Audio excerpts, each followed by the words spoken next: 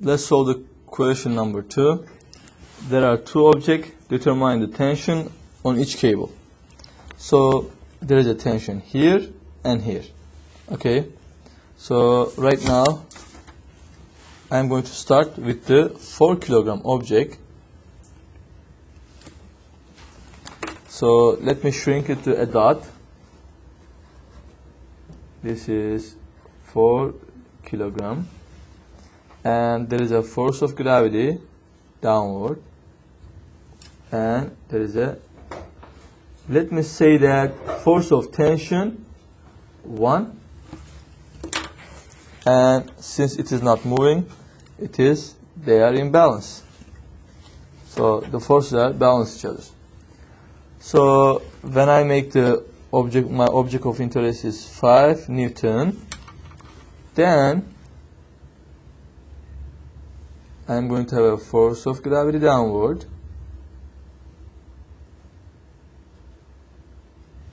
Also, I will have another force, guys. What is that?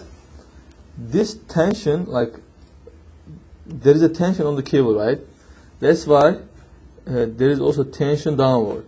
And that tension for the 4 kilogram object, it is upward, and for the 5 kilogram object, it is downward. Okay? But as a magnitude, they are same. Force of tension 1. And let's say that the tension on the upper cable is tension 2. Okay?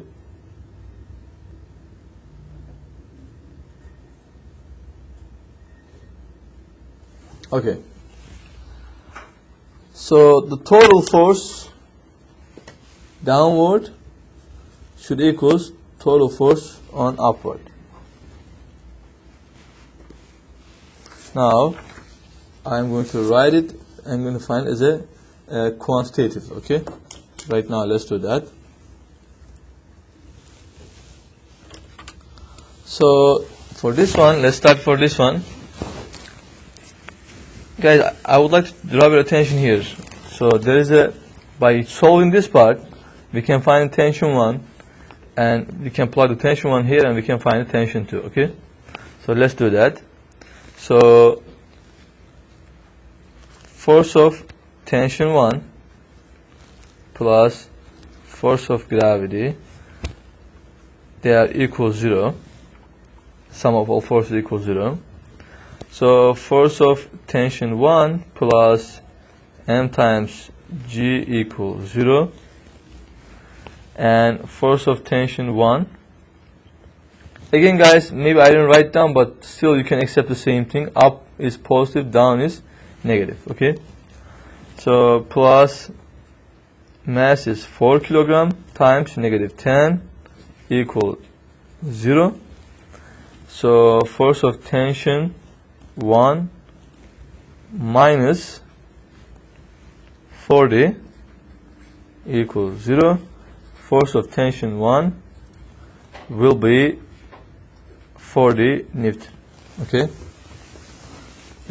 Are we expecting the positive answer? Yes, because tension 1 is looking upward. That's why it's supposed to be positive.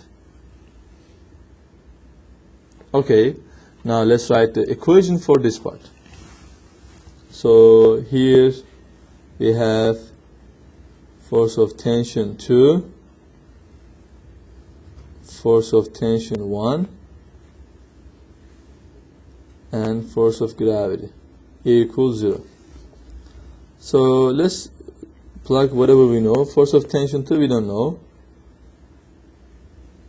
Force of tension 1 we just found that it's positive 40. Plus m times g equal 0. Force of tension 2, 40, mass is 5, negative 10 equals 0. So here, do you see anything that we make mistake?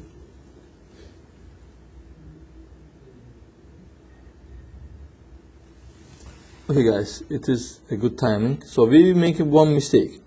So remember when I solved this question, I told you that force of tension 1 for the 4 kilogram object is downward, right? I'm sorry, upward. So it's pulling the 4 kilogram object upward, okay? Then it is positive 40. But for the 5 kilogram object, it is pulling it down. Magnitude is same. Magnitude is same, but for this one is negative, okay?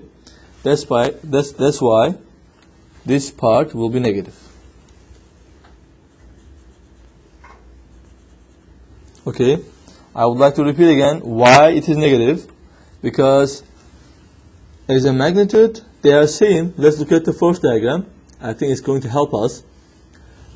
For the first diagram, force of tension is upward. That's why it's positive. We already found it positive. For this one, it is looking downward. Okay, that's why it's supposed to be negative. Okay, so right now let's continue solving. So force of tension 2 minus 40 Newton minus 50 Newton. From there, force of tension 2 minus 90 Newton equals 0. Then force of tension 2 will be 90 Newton. Okay. So if you want to put it in the first diagram, let's put it. So force of gravity is 50. Or let's start doing this one first. So force of gravity for this one is 40 Newton. For this one it is 40 Newton.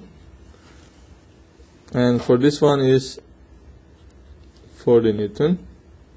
Force of gravity for this one will be 50 Newton. And for this one will be 90 Newton. Okay. So we are done with this question.